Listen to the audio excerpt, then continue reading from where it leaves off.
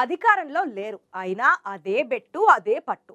ప్రతిపక్షంలోకి వచ్చి ఏడాదిన్నర కావస్తున్నా వారి మధ్య పొరపచ్చాలు మాత్రం తగ్గడం లేదు.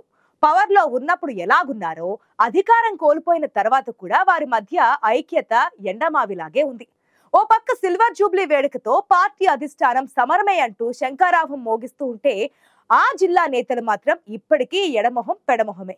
కారు స్టీరింగ్ ని తలో వైపు తిప్పేస్తున్న ఆ నాయకులెవరు?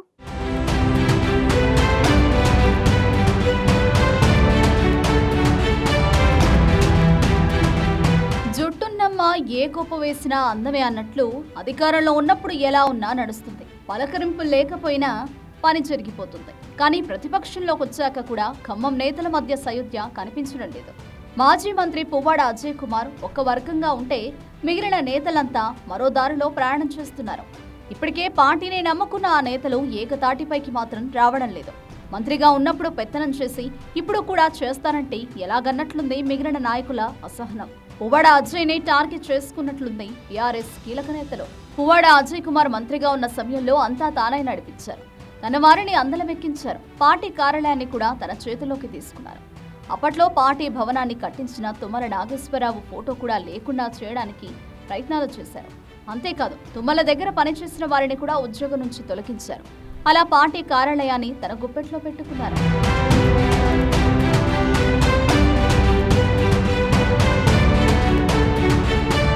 కాలం ఎప్పుడూ ఒకే విధంగా ఉండదు కదా.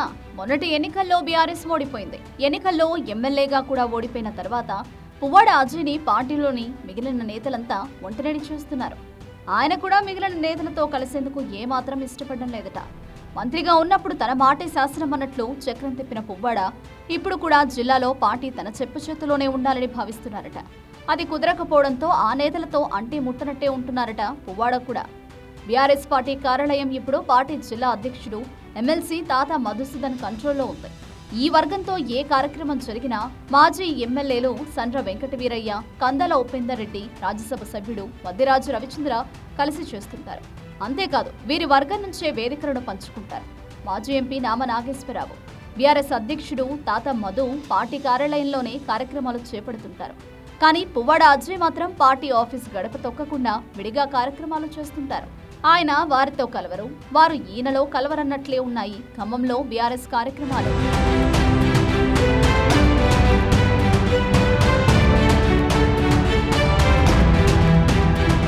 కేసీఆర్ పుట్టినరోజు సందర్భంగా బీఆర్ఎస్ పార్టీ కార్యాలయంలో చేపట్టిన కార్యక్రమానికి పువ్వాడ అజయ్ కుమార్ రాలేదు సరికదా, సెపరేట్ గా నియోజకవర్గంలో కార్యక్రమాలు చేపట్టారు. అంబేద్కర్ జయంతి సందర్భంగా కూడా పార్టీ కార్యాలయంలో ఏర్పాటు చేసిన కార్యక్రమానికి దూరంగానే ఉన్నారు పువ్వాడ అజయ్ కుమార్. మాజీ ఎంపీ నామ నాగేశ్వరరావు, మాజీ ఎమ్మెల్యేలు సండ్ర వెంకటవీరయ్య, కందాల ఉపేందర్ రెడ్డి, కొండ బాల కోటేశ్వరరావు హాజరయ్యారు. పువ్వాడ అజయ్ జెడ్పీ సెంటర్లోని అంబేద్కర్ విగ్రహం దగ్గర తన అనుయాయులతో కార్యక్రమాన్ని నిర్వహించారు. రఘునాథపాలెం మండలం మంచుకొండలో అంబేద్కర్ విగ్రహాన్ని ఆవిష్కరించారు. కానీ జిల్లా బీఆర్ఎస్ నేతలతో మాత్రం కలవలేదు. పలు కార్యక్రమాల్లో ఇదే తంతు కొనసాగుతోంది.